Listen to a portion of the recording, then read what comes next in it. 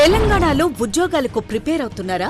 Online coaching కోసం ఎదురు చూస్తున్నారా? Telangana TET paper 1, TET paper 2 కోసం అనుభవజ్ఞులైన ఫ్యాకల్టీచే నూతన సిలబస్ ఆధారంగా బెస్ట్ క్వాలిటీ కంటెంట్ తో పూర్తి సిలబస్ ని కంప్లీట్ చేసి మీ ఇగురన్ టీవీ యాప్ లో ఆన్లైన్ క్లాసులు అందిస్తుంది మీ ఇగురన్ టీవీ. మీరు చేయవలసింది గూగుల్ ప్లే స్టోర్ నుండి ఇగురన్ టీవీ యాప్ ని డౌన్లోడ్ చేసుకుని మీకు నచ్చిన కోర్స్ ని ఎంచుకోండి. తెలంగాణలో ఉద్యోగం సాధించడం మీ లక్ష్యమైతే మీ లక్ష్య సాధన కోసం బాటలు వేస్తుంది మీ ఇగురన్ టీవీ. మరిన్ని వివరాలకు సంప్రదించవలసిన నెంబర్ 8121484822. 8వ తరగతిలో ఉన్నటువంటి జమీందారీ వ్యవస్థ రద్దు అనే పాఠ్యభాగాన్ని మనం డిస్కస్ చేసుకుందాం. సో ఈ జమీందారీ వ్యవస్థ అంటే ఏమిటి, ఈ జమీందారీ వ్యవస్థలో ఉన్నటువంటి కీలకమైన పదాలు, అదేవిధంగా మన తెలంగాణ రాష్ట్రంలో జరిగినటువంటి పరిణామాలు, ఇవన్నీ కూడా జాగ్రత్తగా పరిశీలిద్దాం. మీరు వీడియోని జాగ్రత్తగా పరిశీలిస్తే ఇవన్నీ కూడా మీకు క్లియర్గా అర్థమయ్యేదానికి అవకాశం ఉంటుంది. సరే, ఈ పాఠ్యభాగంలో మనకున్నటువంటి కీలక పదాలు ఏమున్నాయి, ముఖ్యమైనటువంటి పదాలు ఏమున్నాయి, ఎందుకంటే మనం ఫస్ట్ నుంచి కూడా ముందు పదాలను డిస్కస్ చేసుకొని ఆ తర్వాత మనం చాప్టర్లకు ఎంటర్ అవుతున్నాం. సరే, వీటిలో ఫస్ట్ కీలక పదం చూస్తేమ్మా, ఒకటి భూపరిమితి. భూపరిమితి. నెక్స్ట్ రెండోది చూస్తే జాగీర్దారీ వ్యవస్థ. జాగీర్దారీ వ్యవస్థ. అదేవిధంగా మూడో అంశం చూస్తే ఫర్మానా. పర్మానా. నెక్స్ట్ నాలుగో అంశం వచ్చేసి కౌలుదారీ చట్టం. కౌలుదారీ చట్టం. నెక్స్ట్ 5 భూదాన ఉద్యమం. అదేవిధంగా 6వది సర్ఫే కాస్. 7వది వచ్చేసి మనకు భూకమతం. అదేవిధంగా 8 బేగార్ లేదా వెట్టి. 9వది నష్టపరిహారం. సో ఈ పాఠ్యభాగంలో మనకు చివరన కీలక పదాలు ఉంటాయి.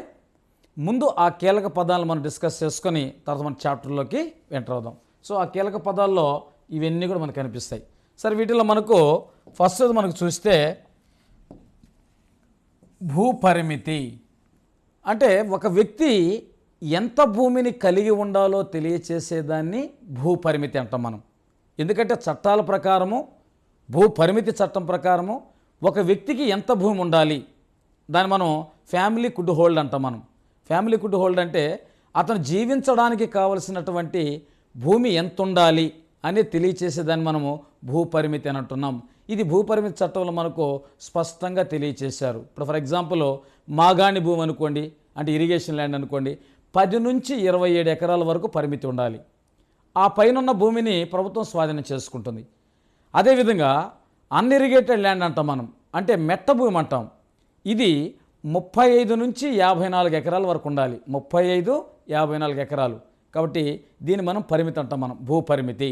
కాబట్టి ఒక వ్యక్తికి లేదని కూడా భూస్వామికి కానీ లేదా జమీందారికి కానీ ఎంత భూమి ఉండాలో తెలియచేసి దాన్ని మనము భూపరిమితి అంటున్నాం.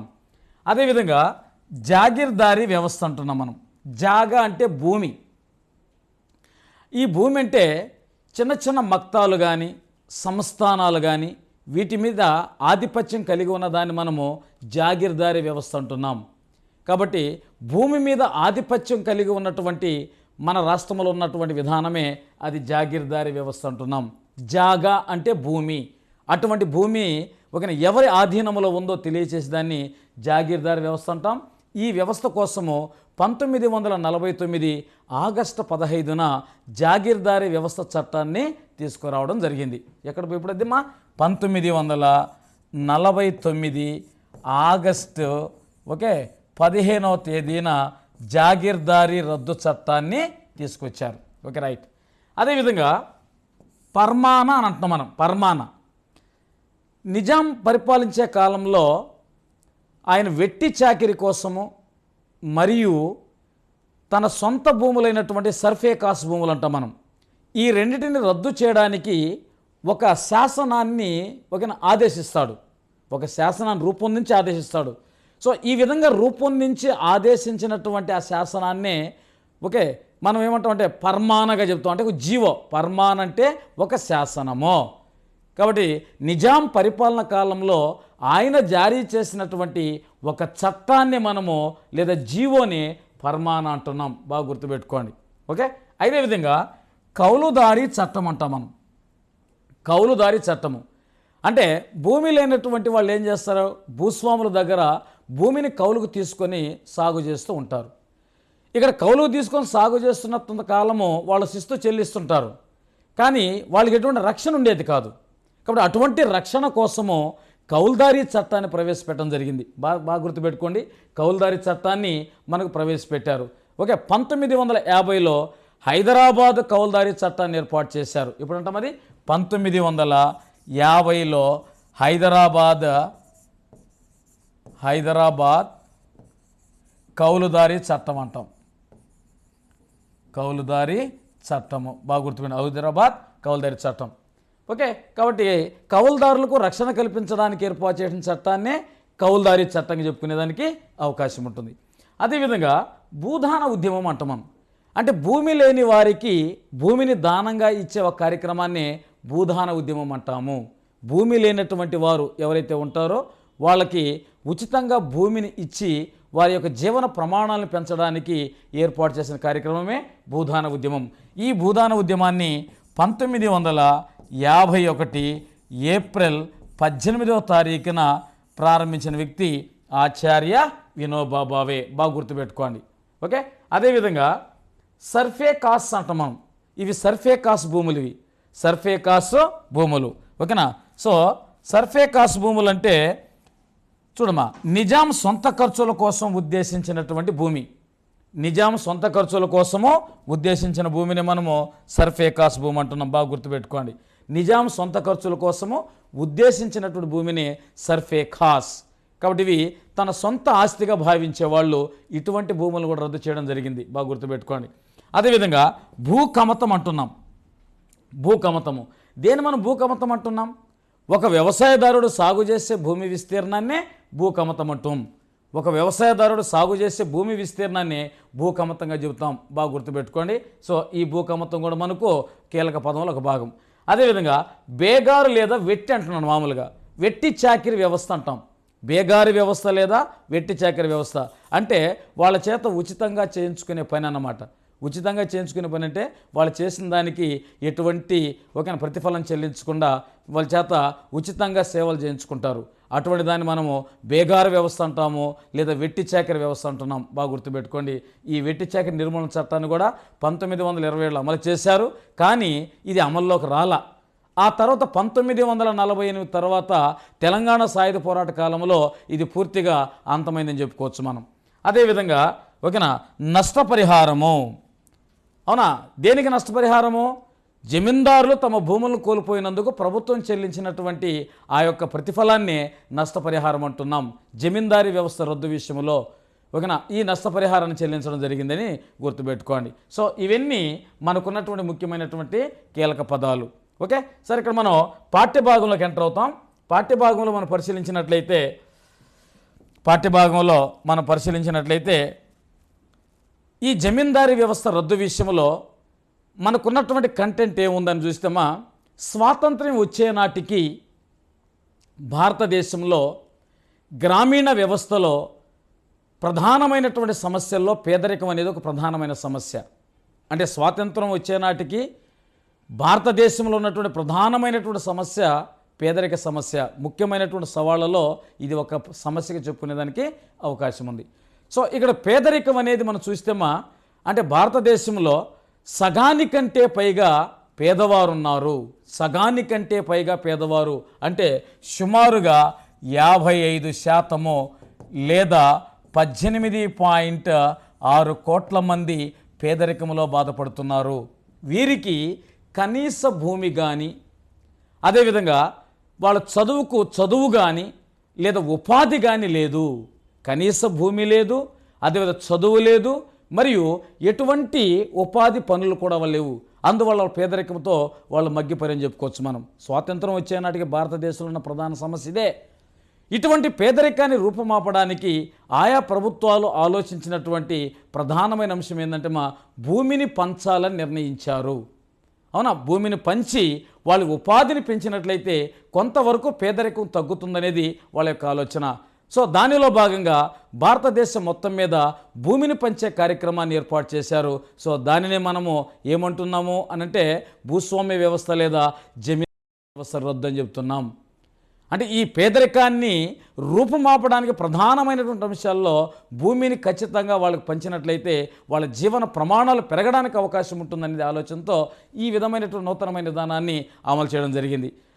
సో దీన్ని మనం చూస్తేమా 1950లో అన్ని రాష్ట్ర ప్రభుత్వాలు జమీందారీ వ్యవస్థను రద్దు చేయడం మొదలుపెట్టాయి. అన్ని రాష్ట్ర ప్రభుత్వాలు జమీందారీ వ్యవస్థను రద్దు చేయడం మొదలుపెట్టాయి. దానిలో భాగంగా ఓకేనా బేగారు వంటి వ్యవస్థ, వెట్టి చాకిరి వంటి వ్యవస్థ, వెట్టి మరియు బేగారు వంటి వ్యవస్థను కూడా రద్దు చేయడం జరిగింది. ఇది జమీందారీ వ్యవస్థ రద్దుకు నాంది పలికిందని బాగా గుర్తుపెట్టుకోండి. సరే, ఈ జమీందారీ వ్యవస్థ రద్దుకు ముందు చూస్తే భూస్వాముల ఆధిపత్యాలు అనేవి 3 రకాలుగా ఉండేవి. భూస్వాముల ఆధిపత్యాలు 3 రకాలు. ఒకటి, శిస్తును వసూలు చేసేవారు. శిస్తును వసూలు చేయుట భూస్వాముల ఆధిపత్యంలో మొదటిదమ్మ. నెక్స్ట్ 2, సాగు భూమిపై నియంత్రణ. సాగు భూమిపై నియంత్రణ ఇది 2 రకాలుగా ఉంది. ఒకటి, గుర్తింపు పొందినటువంటి కౌలుదారుల ఆధీనంలో ఉన్న భూమి. కౌలుదారుల ఆధీనంలో ఉన్న భూమి. 2, భూస్వాముల ఆధీనంలో ఉన్న భూమి. భూస్వాముల ఆధీనంలో ఉన్న భూమి. అదేవిధంగా 3వది వచ్చమ్మా అటవీ భూమి, బంజరు భూములపై ఆధిపత్యం. సో ఇవి మనకున్నటువంటి భూస్వాముల ఆధిపత్యాలు. అంటే జమీందారీ వ్యవస్థ రద్దుకు ముందు మనం చూసినట్లయితే వాళ్ళు 3 రకాలైనటువంటి ఆధిపత్యాలు కలిగి ఉండేవాళ్ళు. ఒకటి, శిస్తును వసూలు చేస్తూ ఉండేవాళ్ళు. నెక్స్ట్ 2, సాగు భూమిపై నియంత్రణ కలిగి ఉండేవాళ్ళు. ఈ సాగు భూమి యొక్క నియంత్రణ 2 రకాలు ఉండేది. కౌలుదారుల ఆధీనంలో ఉన్న భూమి మీద వాళ్ళు ఆధిపత్యం చెలాయించేవాళ్ళు. అదేవిధంగా భూస్వాముల ఆధీనంలో ఉన్న భూమి మీద కూడా వాళ్ళు ఆధిపత్యం కలిగి ఉండేవాళ్ళు. నెక్స్ట్ 3, అటవీ భూమి, బంజరు భూములపై వాళ్ళకి ఆధిపత్యం ఉండేది. సో ఈ 3 వ్యవస్థలను రద్దు చేయడమే భూ సంస్కరణలు. బాగా గుర్తుపెట్టుకోండి, ఈ 3 వ్యవస్థలను రద్దు చేయడమే భూ సంస్కరణలు. ఈ భూ సంస్కరణలని 1950లో తొలిసారిగా అమలు చేయడం జరిగిందని మీరు జాగ్రత్తగా గుర్తుపెట్టుకోవాలి. సరే, ఇప్పుడు మనకు ఏమన్నాయి భూ సంస్కరణలు అని చూస్తే,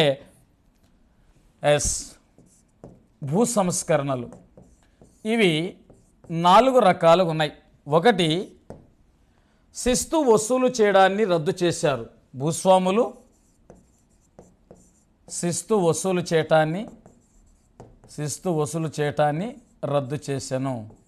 సో ఎప్పుడైతే శిస్తును వసూలు చేయడం రద్దు చేశారో అప్పటి నుంచి భూమిని కలిగిన వారందరూ నేరుగా ప్రభుత్వానికి శిస్తును చెల్లించేవారు.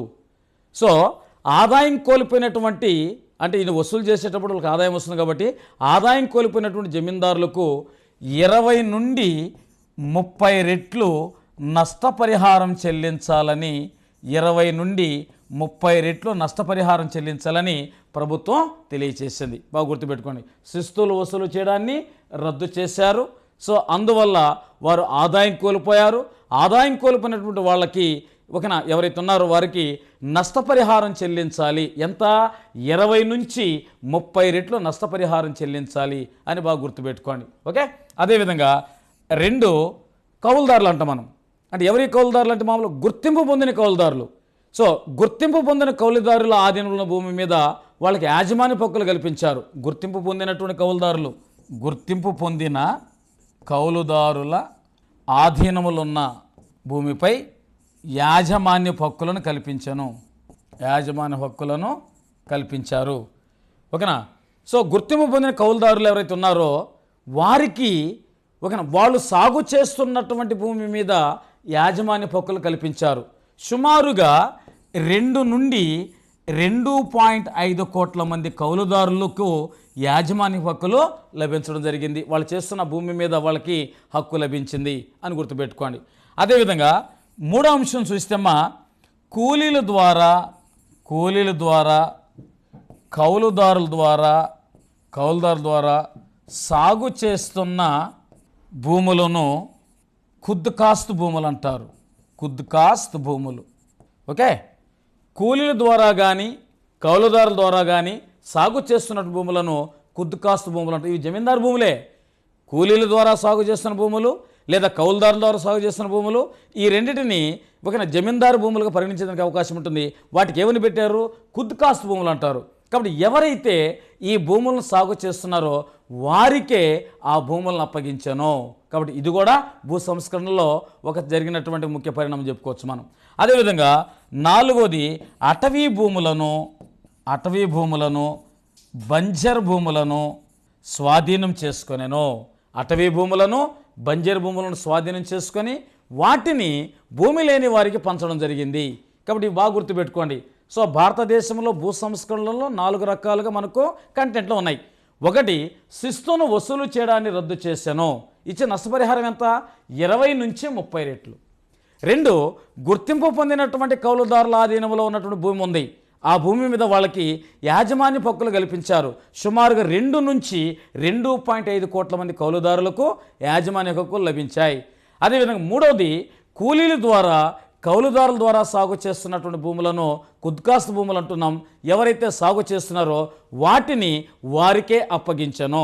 అండ్ చివరి చర్య, ఒక అటవీ భూములను బంజరు భూములను కూడా భూస్వాముల దగ్గర నుంచి స్వాధీనం చేసుకొని ప్రభుత్వం స్వాధీనం చేసుకొని లేని వారికి పంచడం జరిగింది.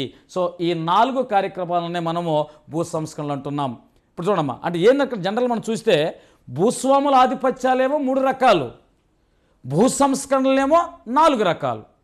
అంటే జమీందారీ వ్యవస్థ రద్దుకు ముందు భూస్వాముల ఆధిపత్యాలు 3 రకాలుగా ఉంటే ఈ 3 రకాలను రద్దు చేయడమే భూ సంస్కరణలు. కాబట్టి 4 రకాలుగా భూ సంస్కరణలు జరిగాయి అని చెప్పి మనకు టెక్స్ట్ బుక్లో పొందపరచడం జరిగింది. సరే, ఈ 4 అంశాలు మీకు టెక్స్ట్ బుక్లో ఏం రాశారో దీన్ని మనం జాగ్రత్తగా పరిశీలిద్దాం. ఒకసారి చూడండి, మ్యాటర్ చదువుతాను. ఓకేనా, మీకోసం డిస్ప్లే చేస్తాం, జాగ్రత్త చూడండి ఒకసారి. ఓకే, రైట్, ఇది ఓకేనా. ఫస్ట్ది ముందుగా జమీందారులు భూమి శిస్తు వసూలు చేయడాన్ని ఇప్పుడు చెప్పుకున్నాం మనం. జమీందారులు భూమి శిస్తు వసూలు చేసే విధానం రద్దు చేస్తూ చట్టాలు చేశారు. అప్పటి నుంచి భూమి ఉన్న వాళ్ళందరూ ప్రభుత్వానికి నేరుగా పన్నులు కట్టాలి మనం చెప్పుకున్నాం. దీనివల్ల జమీందారుల ఆదాయం కోల్పోతారు. కాబట్టి ప్రభుత్వం వాళ్ళకి నష్టపరిహారము అధిక మొత్తం చెల్లించాలని నిర్ణయించింది. పన్నుల వసూలు వల్ల సంవత్సరంలో వారికి వచ్చే ఆదాయానికి పన్నుల వసూలు వల్ల సంవత్సరం వరకు వచ్చే ఆదాయానికి 20 నుంచి 30 రెట్లు అధిక మొత్తాన్ని జమీందారులకు చెల్లించింది. అది ఫస్ట్ పాయింట్, భూ సంస్కరణ ఫస్ట్ పాయింట్. ఓకేనా. శిస్తు వసూలు చేయడానికి ముందుగా జమీందారులు భూమి శిస్తు వసూలు చేసే విధానం రద్దు చేస్తూ చట్టాలు చేశారు. అప్పటి నుంచి భూమి ఉన్న వాళ్ళందరూ నేరుగా ప్రభుత్వానికి శిస్తు చెల్లించాలి. ఓకేనా. దీనివల్ల జమీందారుల ఆదాయాలు కోల్పోతారు. కాబట్టి ప్రభుత్వం వాళ్ళకి నష్టపరిహారం చెల్లించాలని నిర్ణయించింది. ఓకేనా.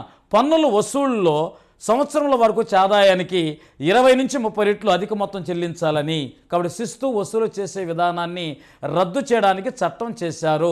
దానికి నష్టపరిహారంగా 20 నుంచి 30 రెట్లు చెల్లించాలని ప్రభుత్వం నిర్ణయించింది. So this is the first point భూ సంస్కరణలో. ఆల్రెడీ మనం చెప్పుకున్నాం మనం.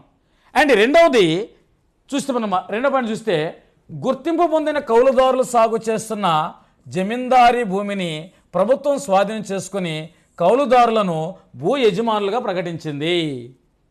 చూడమ్మా, గుర్తింపు పొందిన కౌలుదారులు సాగు చేస్తున్న జమీందారుల భూమిని ప్రభుత్వం స్వాధీనం చేసుకొని కౌలుదారులను భూ యజమానులుగా ప్రకటించింది.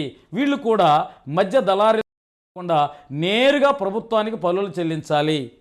వీళ్ళు కూడా మధ్యవర్తులు లేకుండా నేరుగా ప్రభుత్వానికి పన్నులు చెల్లించాలి. జమీందారులకు నష్టపరిహారంగా చాలా మొత్తం ఖర్చు పెట్టవలసి వచ్చేది. దీన్ని ప్రభుత్వం గుర్తించడంతో భూమి కొంత వెల చెల్లిస్తేనే కౌలుదారులకు భూమి ఇస్తానన్న ఒక నియమాన్ని రూపొందించింది. చూసారా, అంటే జమీందారులకు నష్టపరిహారంగా చాలా మొత్తం ఖర్చు పెట్టవలసి వచ్చేది. దీన్ని ప్రభుత్వం గుర్తించడంతో భూమికి కొంత వెల చెల్లిస్తేనే కౌలుదారులకు భూమి ఇస్తానన్న నియమాన్ని రూపొందించింది. ఈ మొత్తం చెల్లించగలిగిన వాళ్ళు తాము సాగు చేస్తున్న భూములకు యజమానులై భూస్వామ్య వ్యవస్థ దోపిడీ నుంచి బయటపడ్డారు. మొత్తంగా 2 నుంచి 2.5 కోట్ల కౌలుదారులు దీనివల్ల ప్రయోజనం పొంది తాము చేస్తున్న భూమికి హక్కుదారులయ్యారు. అయితే ఈవేళ చెల్లించలేని లేదా కౌలుదారులుగా చట్టబద్ధం గుర్తింపు లేని లక్షలాది పేద రైతులు ఎటువంటి ప్రయోజనం పొందలేదు. దాంతో వారు పెద్ద రైతులు, మాజీ జమీందారుల భూములలో పనిచేసే వ్యవసాయ కూలీలుగానే మిగిలిపోయారు. అంటే ఇక్కడ ఏం చెప్తుంది, అక్కడ మనము గుర్తింపు పొందిన కౌలుదారుల ఆధీనంలో సాగు చేస్తున్న జమీందారు భూములను ప్రభుత్వం ఏం చేసింది, స్వాధీనం చేసుకొని వారిని యజమానులకు ప్రకటించింది. ఎవరైతే గుర్తింపు పొందారో కౌలుదారులు, ఆ గుర్తింపు పొందిన కౌలుదారుల ఆధీనంలో ఉన్న జమీందారీ భూమిని ప్రభుత్వం స్వాధీనం చేసుకొని వారి యజమానులకు ప్రకటించింది. కానీ ఇక్కడ ఒక చిన్న తిరకాసు పెట్టింది. ఏందా తిరకాసు అంటే, జమీందారులకు నష్టపరిహారం చాలా పెద్ద మొత్తంగా చెల్లించాలి. జమీందారులకు నష్టపరిహారం చాలా పెద్ద మొత్తంగా చెల్లించాలి. కాబట్టి ఇప్పుడు వీళ్ళకి ఏం చేసింది, మామూలుగా ఈ భూమికి కొంత వెల చెల్లిస్తేనే కౌలుదారులుగా భూమిని ఇస్తామన్న నియమాన్ని పెట్టింది. కాబట్టి ఎవరైతే కౌలుదారులు ఉన్నారో వారికి యజమానులుగా ప్రకటించడానికి కొంత కొంత ధరను ప్రవేశపెట్టింది. ఆ ధర చెల్లిస్తేనే వాళ్ళని యాజమానులుగా ప్రవేశపెడతారని ఒక నియమాన్ని పెట్టింది. కానీ ఈ నియమం ప్రకారం మనం చూస్తే ఎవరైతే ఈ ధరను చెల్లించారో వాళ్ళు యజమానులయ్యారు. ఎవరైతే ధరను చెల్లించలేనటువంటి పేద రైతులు ఉన్నారో వాళ్ళు మాజీ జమీందారుల వద్ద, భూస్వాముల వద్ద కూలీలుగా పనిచేయడము, కూలీలుగానే మిగిలిపోయినారు. కాబట్టి మనం చివరికి ఏం చేసుకోవాలమ్మా, గుర్తింపు పొందిన కౌలుదారుల ఆధీనంలో ఉన్న భూమిని స్వాధీనం చేసుకొని వారిని యజమానులుగా ప్రకటించాను. సుమారుగా 2 నుంచి 2.5 కోట్ల మంది కౌలుదారులు యాజమాన్య హక్కులను పొందారని గుర్తుపెట్టుకోండి. కానీ ఈ యాజమాన్య హక్కులకు పొందాలంటే కొంత వెలను ప్రభుత్వం నిర్ణయించింది. ఎందుకు నిర్ణయించింది?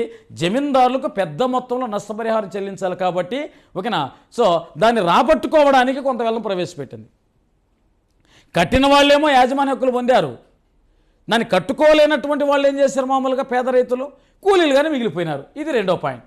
అదే 3వ పాయింట్ అమ్మా, కూలీల ద్వారా లేదా కౌలుదారుల ద్వారా సాగు చేస్తున్న జమీందారు భూములను వారే యజమానులు ఉంటారని చట్టం పేర్కొంటుంది. కూలీల ద్వారా లేదా కౌలుదారుల ద్వారా సాగు చేస్తున్న జమీందారీ భూములకు వారినే యజమానులుగా ఉంటారని చట్టం చెప్పింది. వీటిని మనం ఏంటాం, కుద్దు కాస్త భూములు అంటున్నాం. దీనివల్ల జమీందారులకు చాలా వరకు భూమి తమ సొంత సాగులని ఉందని చూపించి దానిపై యాజమాన్యం పొందగలిగారు. చూడమ్మా, అంటే కూలీల ద్వారా లేదా కౌలుదారుల ద్వారా సాగు చేస్తున్న జమీందారీ భూములకు వారే యజమానులుగా ఉంటారని చట్టం పేర్కొన్నది. వారే యజమానులుగా. దీనివల్ల జమీందారులు చాలా వరకు భూమి తమ సొంత సాగులోనే ఉందని చూపించి దానిపై యాజమాన్యం పొందగలిగారు. అంతేకాకుండా కౌలుదారులను పెద్ద ఎత్తున తొలగించి భూమి తమ సొంత సాగులోకి తెచ్చుకున్నారు. చట్టంలోని వివిధ లొసుకులను ఉపయోగించుకొని అధిక శాతం భూమిపై నియంత్రణ సాధించారు. ఒక వ్యక్తి అత్యధికంగా ఎంత భూమి కలిగి ఉండాలని భూ సంస్కరణ చట్టాలు పేర్కొని పోవడం వల్ల కూడా ఇలా జరిగింది. కాబట్టి కూలీల ద్వారా కౌలుదారుల ద్వారా సాగు చేస్తున్న జమీందారీ భూములకు వారే యజమానులుగా ప్రకటించి వారినే యజమానులుగా ఉంటారని చట్టం పేర్కొంది. సో దీనివల్ల జమీందారులకు తమ భూమి తమ వద్ద ఉందని అనుకున్నారంతే. అంటే ఈ భూ సంస్కరణలు అనేది ఒక వ్యక్తి దగ్గర ఎంత భూమి ఉండాలనేది స్పష్టంగా తెలియచేయలేదు. ఒక వ్యక్తి దగ్గర ఎంత భూమి ఉండాలి, ఎంత పరిమితి ఉండాలనే విషయం స్పష్టంగా తెలియచేయలేదు. ఇది 3వ పాయింట్.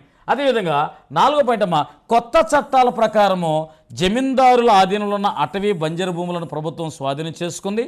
ఆ సమయంలో జమీందారులు చెట్లు కొట్టి అమ్ముకోవడం ద్వారా సాధ్యమైనంత సొమ్ము చేసుకోవడానికి ప్రయత్నించారు. ఈ విధంగా విశాల పరిధిలో అడవులు నాశనం అయ్యాయి.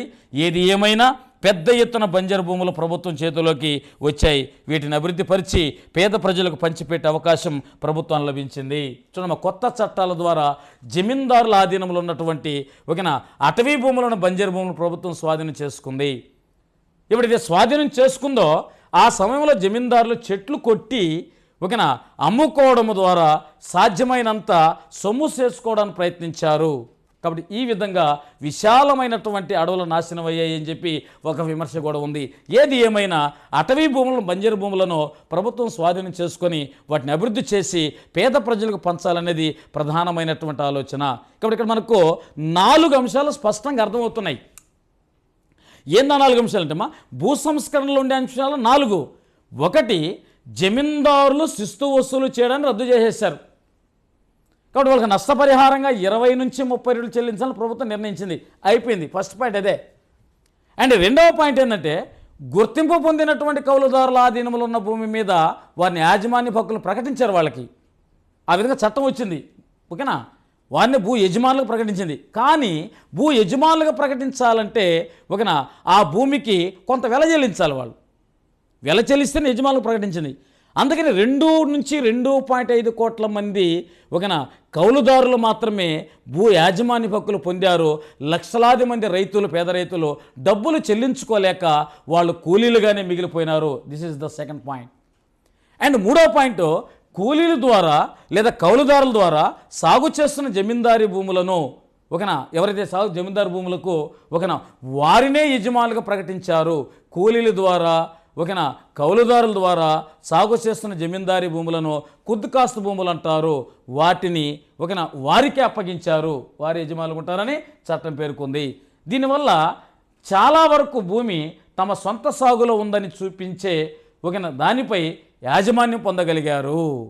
కాబట్టి ఈ విధంగా ఈ 4 అంశాలను మనము భూ సంస్కరణలో భాగంగా చెప్పుకునేదానికి అవకాశం ఉంటుంది. కాబట్టి భారతదేశంలో 1950 సంవత్సరంలో భూ సంస్కరణ ప్రవేశపెడితే 4 అంశాల మీద మనకు క్లారిటీ వస్తుంది. మొదటి అంశం చూసినామా భూస్వాముల ఆధిపత్యాలు 3 రకాలను గుర్తుపెట్టుకొని, భూ సంస్కరణలో 4 రకాలను గుర్తుపెట్టుకొని మీరు నోట్స్లో రాసుకుంటే మీకు ఈజీగా అర్థమయ్యేదానికి అవకాశం ఉంటుంది. Okay, right. అదేవిధంగా మనం చూస్తేమా తెలంగాణ ప్రాంతంలో భూ సంస్కరణలు ఎలా అమలు చేశారు అనే విషయానికి వస్తే ఓకేనా మన రాష్ట్రంలో 1927లోనే వెట్టి చాకిరి నిర్మూలన చట్టం చేశారు. బాగా గుర్తుపెట్టుకోండి. మన రాష్ట్రంలోనే తొలిసారిగా 1927లో వెట్టి చాకిరి నిర్మూలనకు సంబంధించి ఒక చట్టం చేశారు. కానీ ఈ చట్టం అమలు కాలేదు. ఈ చట్టం అమలు కాల. తెలంగాణ సాయుధ పోరాటం ఓకేనా బలంగా ఉన్నటువంటి ప్రాంతాలలో 1948 నాటికి వెట్టి చాకిరి అంతమైనది. తెలంగాణ సాయుధ పోరాటం బలంగా ఉన్నటువంటి ఓకేనా ప్రాంతాలు, ఏ ప్రాంతాలైతే తెలంగాణ సాయుధ పోరాటం బలంగా ఉందో అటువంటి ప్రాంతాలలో 1948 నాటికి ఈ వెట్టి చాకిరి అంతమైనది. కానీ 1927లో వెట్టి చాకిరికి నిర్మూలన చట్టం చేశారు. కానీ ఇది అమలు కాలేదు. ఇది 1948 నాటికి పూర్తిగా తెలంగాణ ప్రాంతంలో అంటే సాయుధ పోరాటం బలంగా ఉన్నటువంటి ప్రాంతాలలో ఈ వెట్టి చాకిరి పూర్తిగా ఏమైందమ్మా ఓకేనా అంతమైనది. సో అదేవిధంగా మనం చూస్తేమా 1945 నాటికి తెలంగాణ పోరాటం మొదలున్న సందర్భాలలో కౌలుదారులకు రక్షణ చట్టాల కింద ఓకేనా కౌలుదారులకు రక్షణ కల్పించే చట్టాలను నిజాం చేశాడు. 1945 నాటికి తెలంగాణ పోరాటం ఉన్నటువంటి ఓకేనా ఆ పోరాటం మొదలైనటువంటి సందర్భంలో కౌలుదారులకు రక్షణ ఓకేనా చట్టాలు కల్పించడానికి నిజాం గారు ఒక చట్టం చేసిన గుర్తుపెట్టుకోండి. ఓకే, బాగా గుర్తుపెట్టుకోండి. అదేవిధంగా కొత్త ప్రభుత్వము హైదరాబాదు వ్యవసాయ సంస్కరణల చట్టాన్ని కూడా ఏర్పాటు చేసింది. హైదరాబాదు సంస్కరణల చట్టాన్ని కూడా ఏర్పాటు చేసి గుర్తుపెట్టుకోండి. అదేవిధంగా మనం చూస్తేమా నిజాం సొంత ఖర్చుల కోసం ఉద్దేశించిన భూమిని సర్ఫేకాసు భూములు అంటాం. మనం సర్ఫేకాసు భూములు అంటాం. సో ఎప్పుడైతే ఈ తెలంగాణ ప్రాంతాన్ని అనగా హైదరాబాదు సంస్థానాన్ని భారతదేశంలో విలీనం చేసిన తర్వాత అప్పటి రాష్ట్ర అధిపతిగా ఉన్నటువంటి నిజాం సర్ఫేకాసు భూములను వెట్టి చాకిరిని రద్దు చేస్తూ ఒక ఫర్మానాను జారీ చేశాడు. బాగా గుర్తుపెట్టుకోండి. ఓకేనా, హైదరాబాదు సంస్థానాన్ని భారతదేశంలో విలీనం చేసిన తర్వాతనే ఓకేనా నిజాం ప్రభు గారు ఒక ఫర్మానం జారీ చేశాడు. ఇది సర్ఫేకాసు భూములు ఉండకూడదు అండ్ వెట్టి చాకిరి ఉండకూడదు అని చెప్పేసి ఒక శాసనాన్ని ఆయన జారీ చేయడం జరిగింది. తెలంగాణలో ఉద్యోగాలకు ప్రిపేర్ అవుతున్నారా?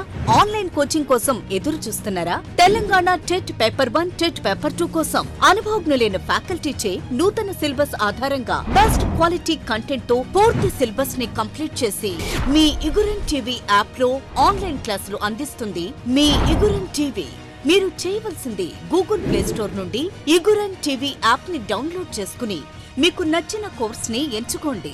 తెలంగాణలో ఉద్యోగం సాధించడం మీ లక్ష్యమైతే మీ లక్ష్య సాధన కోసం బాటలు వేస్తుంది మీ ఇగురన్ టీవీ. మరిన్ని వివరాలకు సంప్రదించవలసిన నెంబర్ 8121484822.